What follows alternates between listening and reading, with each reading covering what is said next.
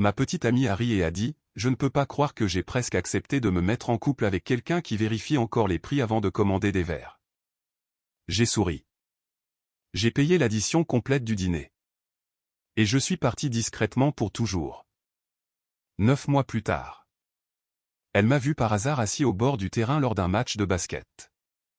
Pendant ce temps, son petit ami à succès travaillait au parking à l'extérieur de la salle ce soir-là. Je ne peux pas croire que j'ai presque accepté de me mettre en couple avec quelqu'un qui vérifie encore les prix avant de commander des verres. Elle l'a dit assez fort pour que toute la table entende. Assez fort pour que Britney se couvre la bouche. Assez fort pour que Kayla regarde son assiette. Assez fort pour que les deux hommes assis en face de nous sourient d'un air moqueur. Des gens que je n'avais jamais rencontrés avant cette nuit-là.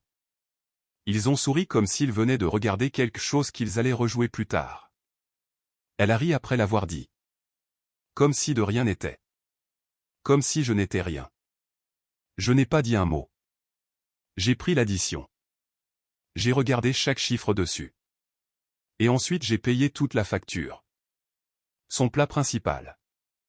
Ses 2 cocktails. L'entrée de Britney. Tout. J'ai laissé un bon pourboire. J'ai plié le reçu et je l'ai mis dans la poche de ma veste. Ensuite je lui ai souri. Je me suis levé et je suis sorti de ce restaurant pour la dernière fois. Elle pensait que j'allais aux toilettes. Ce n'était pas le cas. 9 mois plus tard, elle se tenait à l'extérieur du Barclays Center dans un manteau qui coûtait plus cher que son loyer. Elle tenait le bras d'un homme qu'elle avait présenté à tout le monde comme son petit ami à succès. Ce même homme dirigeait la circulation dans le parking à 200 pieds de là. Et j'étais assis au bord du terrain. Voici ce que j'ai failli perdre cette nuit-là. Pas seulement une relation. Pas seulement 2 et un demi-an. J'ai failli perdre la version de moi-même que je construisais discrètement pendant tout le temps où nous étions ensemble. La version qu'elle n'a jamais pris la peine de chercher. Nous avions parlé de vivre ensemble. Nous avions eu de vraies conversations. Des conversations réelles avec des plans d'étage et des listes de quartiers et des débats pour savoir si Hoboken en valait la peine ou si nous devions simplement nous engager pour Brooklyn. J'avais économisé de l'argent pour un acompte. Pas parce qu'elle me l'avait demandé. Mais parce que je pensais que c'était ce que l'on faisait quand on était sérieux avec quelqu'un. On planifie. On prépare. On construit quelque chose qui dure. Elle savait que je faisais attention à l'argent. Elle appelait cela être responsable au début. À la 2e année, elle qualifiait cela de radin quand ses amis étaient là. Ce changement s'est produit lentement. Si lentement. Je l'ai presque à peine remarqué. Mais il y a un moment dans chaque relation où l'on réalise que les mots qu'une personne utilise pour vous décrire ont discrètement changé. Et on ne peut pas identifier exactement quand cela s'est produit. Seulement que cela a eu lieu. Je ne l'ai pas réalisé à ce moment-là. Mais ce dîner n'était pas le premier signe. C'était juste le premier qu'elle a prononcé à voix haute. Si vous aimez les histoires vraies comme celle-ci, abonnez-vous car ce qui s'est passé ensuite a tout changé pour moi. J'avais 31 ans quand c'est arrivé. Elle en avait 28.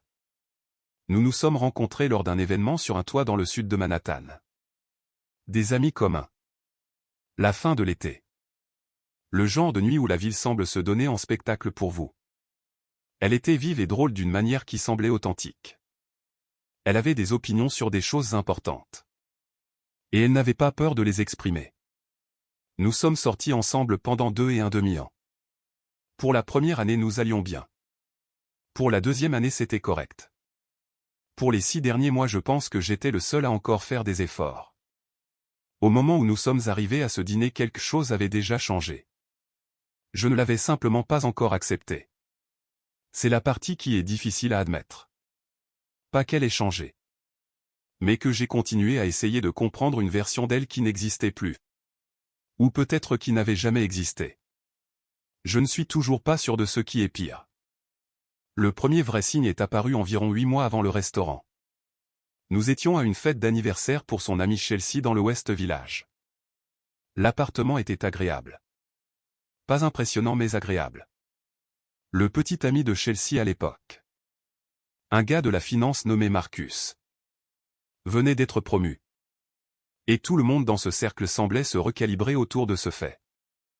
Soudainement chaque conversation contenait un chiffre. Des primes. Des quartiers.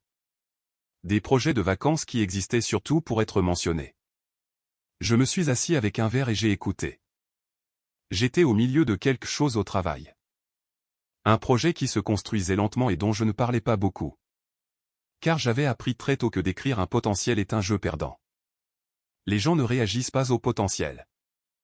Ils réagissent à la preuve. Donc je suis resté silencieux. À un moment donné dans la nuit, Chelsea a emmené Mia. C'est ainsi que je l'appellerai. Dans la cuisine. Et je suis resté debout avec un gars nommé Ryan que j'avais rencontré 2 fois auparavant. Ryan s'est penché et a dit, « Tu fais quelque chose d'intéressant ces jours-ci » Je lui en ai dit un peu. Il a hoché la tête comme s'il était poli. Et puis il a dit, « Mia a mentionné que tu es plutôt du genre lent et régulier. » Il le pensait comme un compliment. Ou peut-être pas. Dans tous les cas j'ai souri et j'ai laissé passer. Mais je l'ai gardé en mémoire car lent et régulier n'était pas quelque chose que j'avais dit de moi-même. Ce qui signifiait qu'elle l'avait fait. Et la façon dont il l'a dit m'a fait comprendre exactement ce qu'elle voulait dire. Avec le recul j'aurais dû y prêter plus d'attention. Les quelques mois suivants ont été bons en apparence. Nous passions encore de bonnes soirées. Elle riait encore au bon moment. Nous cuisinions encore ensemble le dimanche et nous nous disputions sur les mêmes choses de la même manière confortable. Mais quelque chose avait changé dans l'air entre nous. Une pression comme si elle attendait que je devienne quelque chose et s'impatientait discrètement que cela prenne trop de temps. Elle a commencé à mentionner plus souvent les étapes franchies par les autres. Le petit ami de Kayla vient d'acheter un endroit à Tribeca. As-tu entendu dire que le fiancé de Britney est muté à Londres? L'entreprise paie tout. Je hochais la tête. Je disais quelque chose d'approprié. Je passais à autre chose. Mais ce n'était pas de simples observations. C'étaient des comparaisons dissimulées. Elle n'a jamais dit, « Pourquoi ne peux-tu pas faire cela ?» Elle n'en avait pas besoin. La fréquence disait tout. Je n'y prêtais pas attention. Je me disais qu'elle était simplement heureuse pour ses amis. Ce qui s'est passé 3 semaines plus tard a rendu ce moment insignifiant. Nous dînions à la maison. Rien de spécial. Un jeudi soir. Des restes de pâtes et de la mauvaise télévision quand elle a mentionné un nom que je n'avais jamais entendu auparavant. Derek. Elle l'a lâché avec désinvolture. Derek pense que ce restaurant est surestimé. J'ai levé les yeux. Qui est Derek? Elle n'a pas fait de pause. Juste quelqu'un de l'événement client de l'entreprise. Nous nous sommes retrouvés à la même table. Il travaille dans le capital investissement. J'ai hoché la tête. Je n'ai rien dit. Elle a changé de sujet. Mais j'ai remarqué la façon dont elle l'avait dit. Pas comme si elle parlait d'un inconnu. Comme si elle parlait de quelqu'un à qui elle avait déjà assez pensé pour se forger des opinions. Je me suis dit que je réfléchissais trop. Je me suis dit qu'elle avait mentionné plein de gens que je ne connaissais pas. J'avais raison sur ce point. Mais j'avais tort sur la raison pour laquelle cela semblait différent. À l'époque j'ai laissé passer. Cela aurait dû être mon premier avertissement. Le nom de Derek est revenu 2 fois de plus au cours du mois suivant. Une fois quand elle parlait d'un restaurant dans le quartier de Meatpacking. Une fois quand elle était sur son téléphone et qu'elle a ri de quelque chose. Puis l'a posé face vers le bas sur le comptoir. Je n'ai pas posé de questions. Pas parce que je ne le voulais pas. Mais parce que je n'étais pas prêt à entendre la réponse. Il y a un genre de savoir que l'on évite car agir en conséquence signifie que tout change. Je vivais dans cet espace. L'espace entre le soupçon et la confirmation. Je pensais que si je restais simplement stable les choses se remettraient en place. Elles ne l'ont pas fait. Environ 2 mois avant le dîner elle a commencé à sortir davantage sans moi. Pas de façon dramatique. Pas de façon évidente.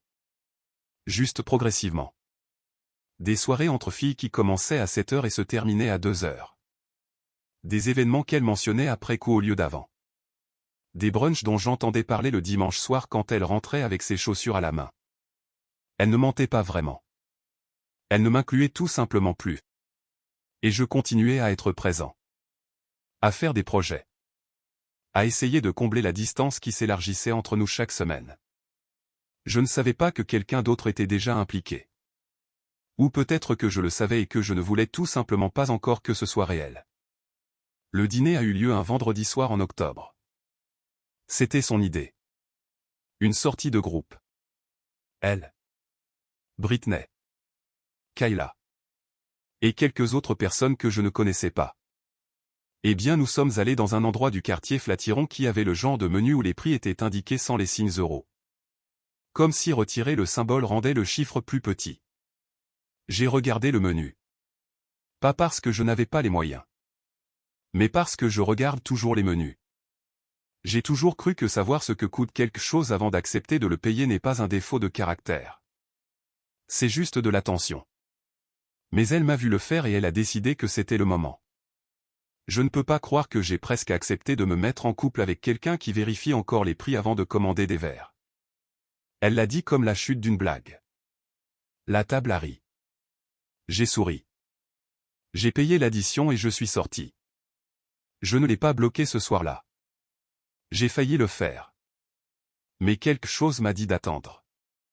Pas pour elle. Pour moi. Je voulais voir combien de temps il lui faudrait pour réaliser que j'étais sérieux. Elle a envoyé un message à minuit. As-tu pris un Uber? Tu vas bien? Je n'ai pas répondu. Elle a envoyé un autre message à 12h45. Allô? Puis à 1h15. Je pense que tu es un peu dramatique. C'était une blague. Ce mot dramatique m'a dit tout ce que j'avais besoin de savoir sur la façon dont elle avait déjà recadré ce qui s'était passé. Dans sa version. J'étais le problème. J'étais celui qui réagissait de manière excessive. J'étais celui qui ne pouvait pas supporter une blague. J'ai posé mon téléphone face vers le bas sur ma table de chevet et je me suis endormi. Le lendemain matin, elle a appelé 2 fois. J'ai laissé aller sur la messagerie vocale. Son message était calme. Agacé. Légèrement confus. Peux-tu juste me rappeler? Nous devons parler d'hier soir. Nous. Comme si elle était participante à quelque chose de mutuel. Comme si ce n'avait pas été une performance publique à mes dépens. Je suis resté avec cela pendant 2 jours. Et puis quelque chose s'est produit qui a effacé tous les doutes qui me restaient. Le dimanche. Zachary. L'un de mes amis les plus proches. Quelqu'un qui me connaissait depuis presque une décennie. M'a envoyé un message de nulle part. Et tu vas bien? Je l'ai rappelé. Il est resté silencieux un moment. Puis il a dit, je n'allais rien dire. Mais je pense que tu dois savoir. Il m'a dit qu'il avait croisé Britney le week-end précédent lors d'une fête à Williamsburg. Ils ont parlé. Et Britney. De la manière dont certaines personnes disent des choses qu'elles prétendent ensuite ne pas avoir voulu dire. Avait mentionné que Mia passait beaucoup de temps avec quelqu'un nommé Derek. Que Derek avait été à 2 de ses soirées entre filles. Que Britney avait supposé que je le savais. Zachary m'a demandé si je savais. Je lui ai dit que non. Il y a eu une longue pause. Elle l'a amené au truc de Chelsea le mois dernier, a-t-il dit. Celui où tu n'étais pas. Je n'avais pas été à l'événement de Chelsea car j'avais une obligation professionnelle. Mia m'avait dit que c'était juste un petit dîner. Rien qui vaille la peine de réorganiser mon emploi du temps. Je l'avais cru. Je me suis assis lentement. Pas exactement parce que j'étais surpris. Plutôt parce que le fait d'avoir une confirmation est différent de s'en douter. Le soupçon vit dans votre poitrine. La confirmation s'installe dans tout votre corps. Je ne l'ai toujours pas confronté immédiatement. J'avais besoin d'être certain. Pas parce que je lui devais cela. Mais parce que je refusais d'avoir cette conversation sur un terrain incertain. J'ai regardé son compte Instagram. Pas de manière obsessionnelle. Juste méthodiquement. Il n'y avait pas de photos de Derek. Mais il y avait des photos de groupe. Et sur une photo d'une ouverture de galerie 3 semaines plus tôt. Une photo dont elle ne m'avait pas parlé. J'ai vu un homme debout près d'elle. Pas à côté d'elle à la manière des inconnus en arrière-plan. À côté d'elle à la manière de quelqu'un qui a sa place ici. Sa main était tout juste au bord du cadre. Presque en dehors. Comme si quelqu'un avait pensé à la recadrer. Je n'avais pas besoin de plus que cela.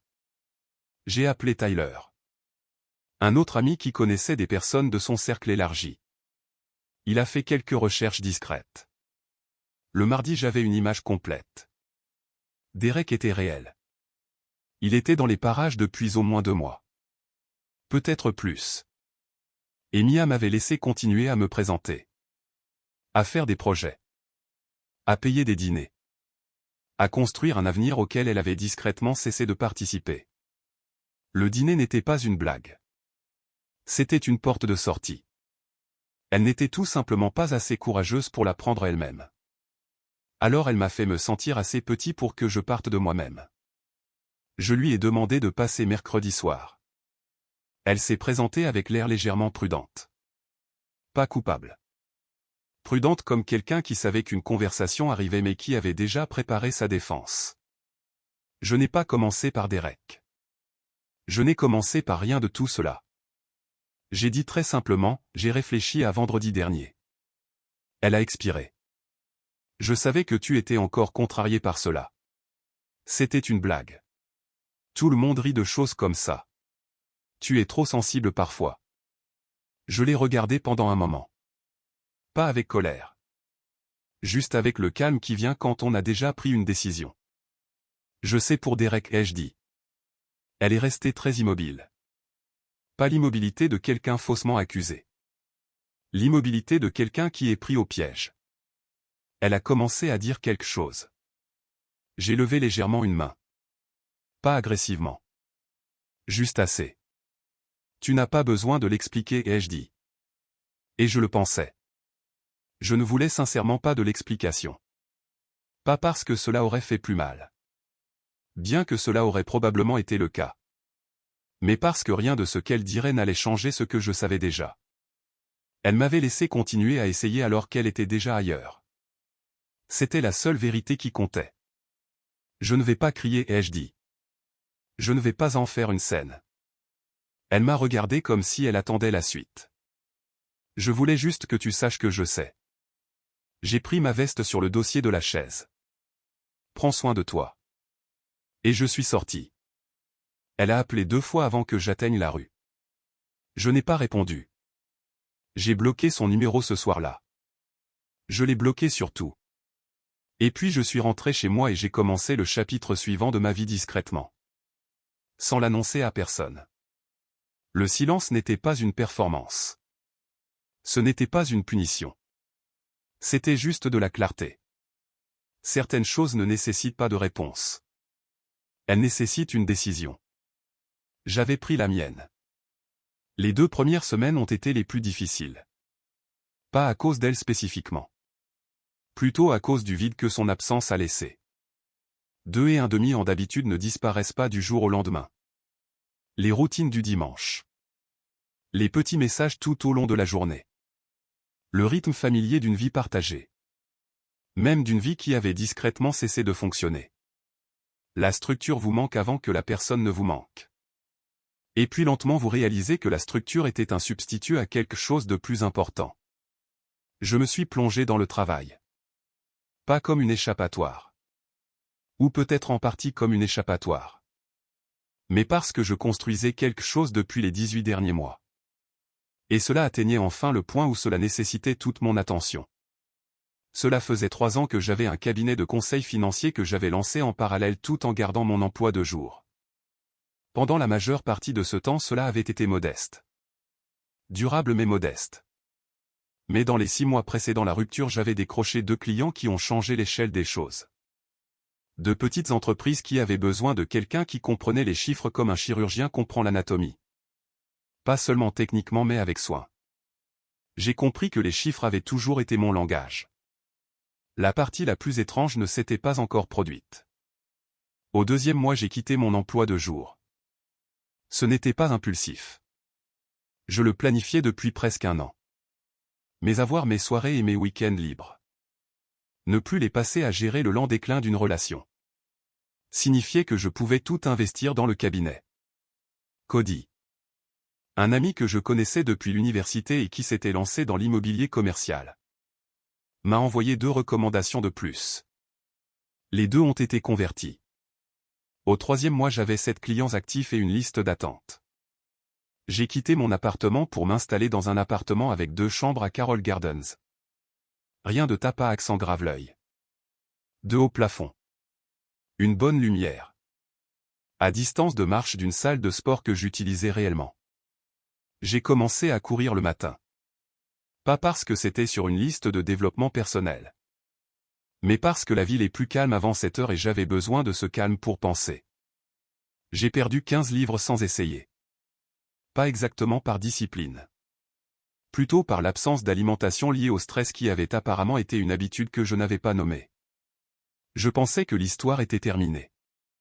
J'avais tort. Le mois 4 a été celui où le travail s'est vraiment accéléré. L'un de mes clients, un groupe hôtelier de taille moyenne dans la ville, m'a recommandé à une entreprise partenaire. Cette conversation a conduit à un accord de conseil qui a triplé mes revenus mensuels en une seule signature.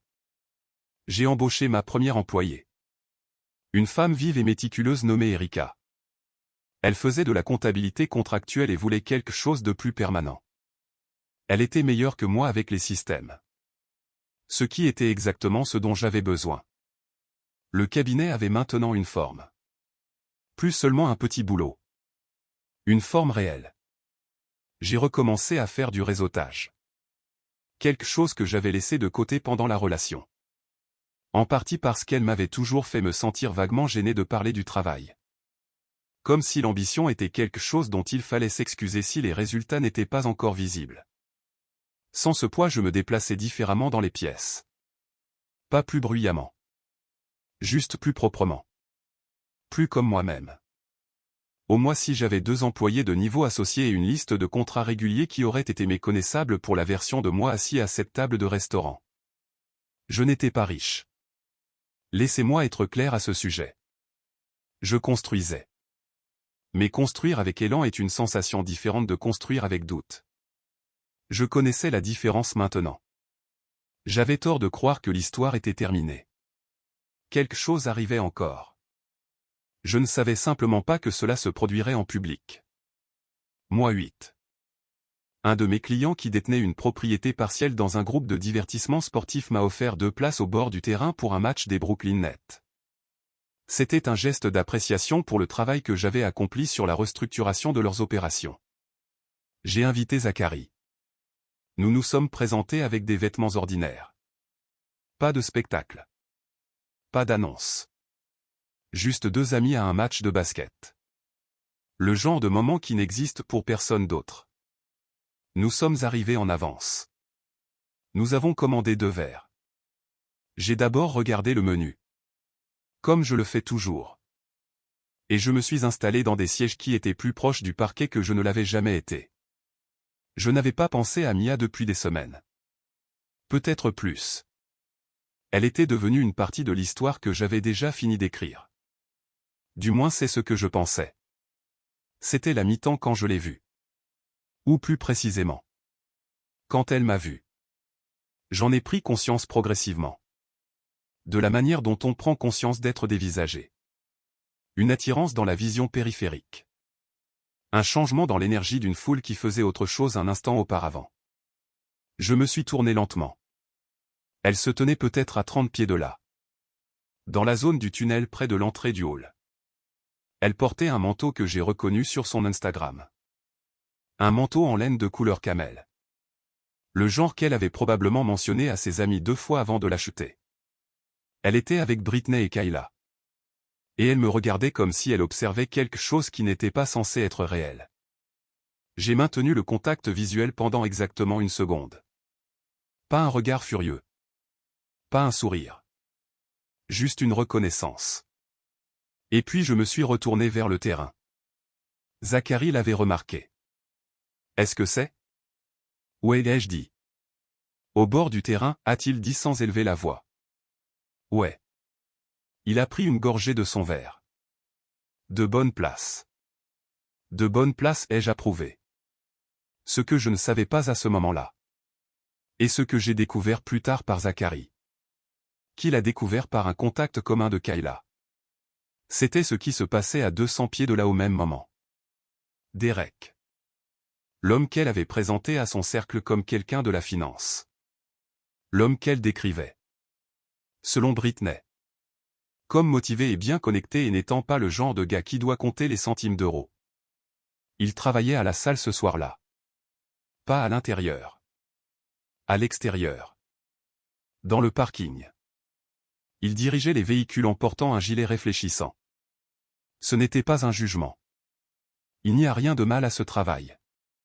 Mais l'histoire qu'elle avait racontée sur lui. La version qu'elle avait laissé croire à ses amis.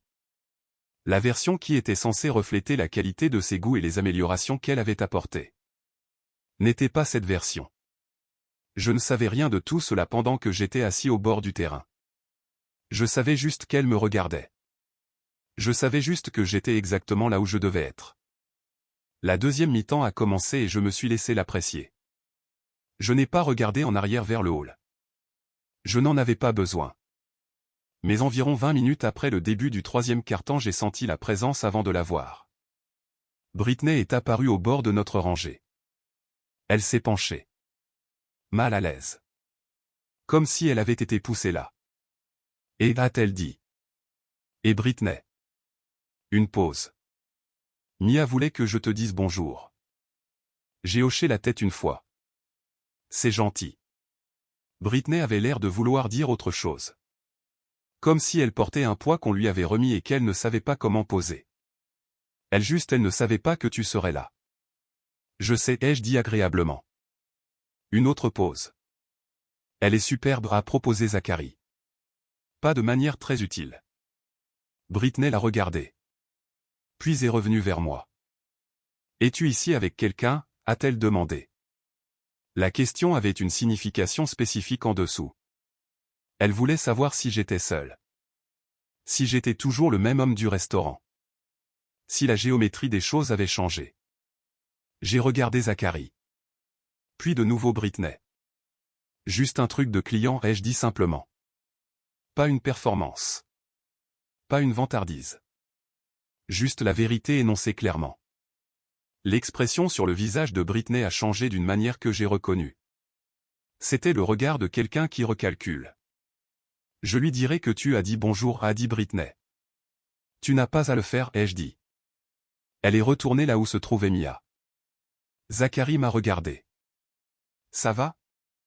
Jamais été mieux, ai-je dit. Et je le pensais. Ce qui s'est passé après le match est quelque chose dont je n'ai entendu parler que de seconde main. Kayla connaissait apparemment quelqu'un qui connaissait Derek de manière informelle grâce à des cercles sociaux qui se chevauchaient. Et à un moment donné cette nuit-là, les pièces se sont connectées. Ce que Derek faisait réellement. Où il travaillait vraiment. Quelle était la véritable histoire? Mia avait apparemment construit une version de lui qui était en partie réelle et en partie fantaisiste. Il avait quelques connexions dans la finance dans le sens où il essayait d'entrer dans la finance. Dans le sens où il avait assisté à 2 événements de réseautage et échangé des cartes de visite. Mais les revenus. Le style de vie. La version qu'elle avait vendue à ses amis. C'était surtout un échafaudage. Magnifique à l'extérieur. Rien de structurel pour le soutenir. Le détail du parking s'est répandu dans leur groupe avec l'efficacité que seule l'humiliation peut produire. Je n'étais pas là pour ça. Je n'avais pas besoin d'y être. Zachary m'en a parlé quelques jours plus tard autour d'un café à Park Slope. Il essayait de lire ma réaction. Je n'en avais pas vraiment. Pas celle qu'il attendait en tout cas. Est-ce que ça fait du bien, a-t-il demandé. J'y ai réfléchi honnêtement. Pas de la façon dont je le pensais, ai-je dit. Il a hoché la tête lentement. Cela ressemble juste à de l'information. Sur qui elle était. Sur qui il était. Sur ce qu'était réellement toute cette histoire, ai-je dit. Il est resté silencieux un moment. Elle va te contacter, a-t-il dit. Probablement, ai-je dit. Qu'est-ce que tu vas faire? J'ai pris mon café. Rien, ai-je dit. Elle m'a contacté 11 jours après le match. Le blocage sur mon numéro avait été configuré sur un nouveau téléphone. Son message est donc passé brièvement avant que je ne l'attrape. 3 mots. Pouvons-nous parler? J'ai rebloqué le numéro. 4 jours plus tard. Un email provenant d'une adresse que je ne reconnaissais pas. Mais avec son prénom dans l'identifiant. L'objet disait « Écoute-moi juste ». Je ne l'ai pas ouvert. Je le sais car je l'ai déplacé vers la corbeille sans cliquer. L'aperçu était suffisant. Je sais que je ne mérite pas ton temps mais j'ai pensé à. Je n'avais pas besoin du reste. La semaine suivante, Zachary a mentionné qu'elle l'avait contacté pour lui demander de transmettre un message. Il lui a dit qu'il n'allait pas faire ça. Elle lui a apparemment dit qu'elle voulait juste s'excuser. Qu'elle était dans une mauvaise passe. Qu'elle avait fait une erreur. Zachary m'a relayé cela sans faire de commentaire. Comme le fait un bon ami. Il m'a donné l'information et m'a laissé prendre la décision. J'ai apprécié cela. Je lui ai dit que je l'appréciais. Et je lui ai dit qu'il n'y avait aucun message à renvoyer. 2 semaines après cela, Kayla m'a envoyé un message directement. Nous n'avions jamais été proches. Elle était l'amie de Mia d'abord. Toujours. Mais nous avions eu assez d'histoires communes pour que le message ne sorte pas complètement de nulle part. Elle est vraiment désolée, a écrit Kayla. Je sais que ce ne sont pas mes affaires. Je pense juste qu'elle réalise qu'elle a tout gâché. Je l'ai lu 2 fois. Puis j'ai posé mon téléphone et je suis retourné au modèle financier que je construisais pour un nouveau client. Je n'ai pas répondu à Kayla. Pas par cruauté. Par clarté. Il y a une version de cette histoire où je réponds. Où je lui donne la conclusion qu'elle recherche. Où je dis quelque chose de gracieux et définitif qui permet à chacun de partir avec le sentiment que la chose a été résolue. J'ai pensé à cette version. J'ai choisi de ne pas la vivre. Pas parce que j'étais encore en colère. Je ne l'étais pas. La colère s'était dissipée depuis longtemps.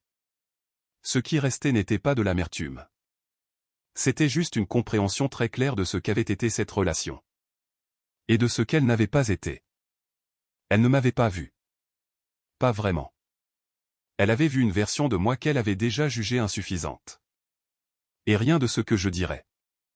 Ni à l'époque. Ni maintenant.